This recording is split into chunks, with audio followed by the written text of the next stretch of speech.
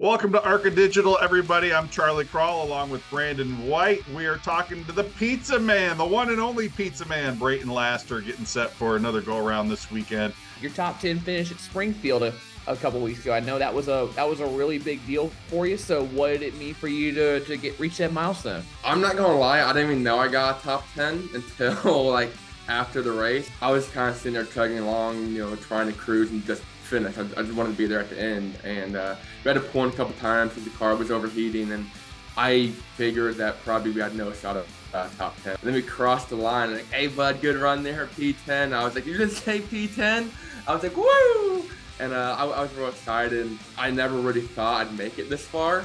I had to deal for Daytona last year, and that was it. We didn't think we'd ever do anything after Daytona, and now I'm looking to make, another start. Got first career top 10. It's real neat to be able to kind of go out there and after, months of, working with Fast Track and those guys, and then, Rise and the Relays gave me an opportunity to go out there and really get that chance.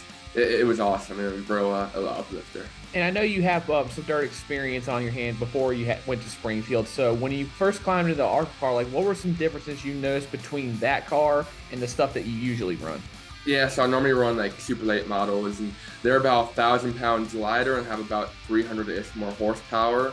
So I'm like, the power of the weight ratio just won't be there. I'm not real sure how easy it's going to turn, if it's going to be like driving the school bus, because I've raced school buses before. I did the truck race at Knoxville last year, and that was about the most I could prepare as far as, going back and what I've raced and what I've ran before, and it was almost natural. Like, I adapted real quick. We were really competitive for our equipment, right out of the gate.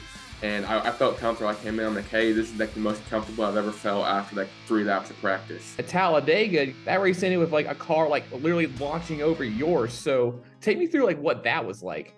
I've seen super speedway racing on TV for years. I've been a NASCAR fan for years, and it's different when we're actually out there racing. You don't know if you want to make this move. To coast a little too low, to coast a little too high.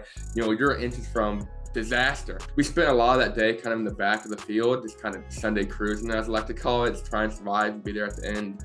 And we hit the halfway mark. I'm like, all right, it's go time. We're going to start digging here. And about 7-8 laps after the halfway break, I'm just Sunday cruising coming out of 4, and we get spun, and then a car flies over me.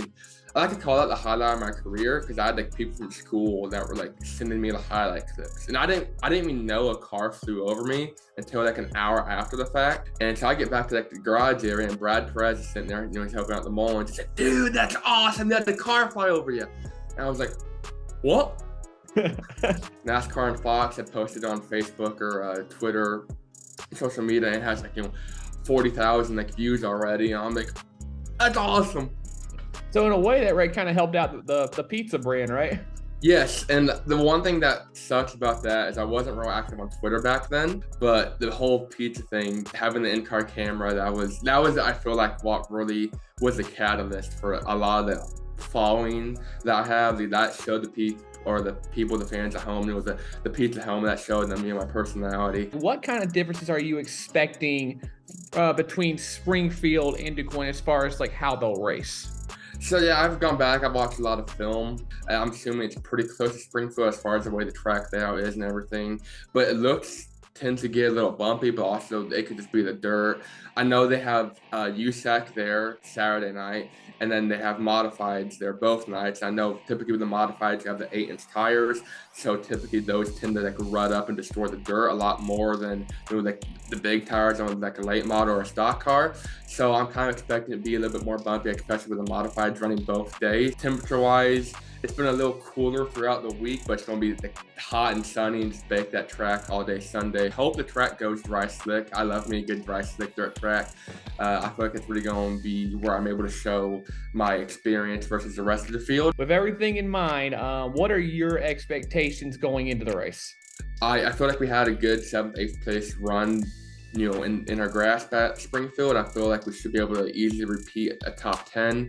And with some luck, that track does go dry slick. We got some new tires, hopefully waiting for us, and able to go out there and really put on a good show. Maybe flirt with the top 5. It'd be really, really cool if we could flirt with one. But I'd be content with bringing the car home in one piece too.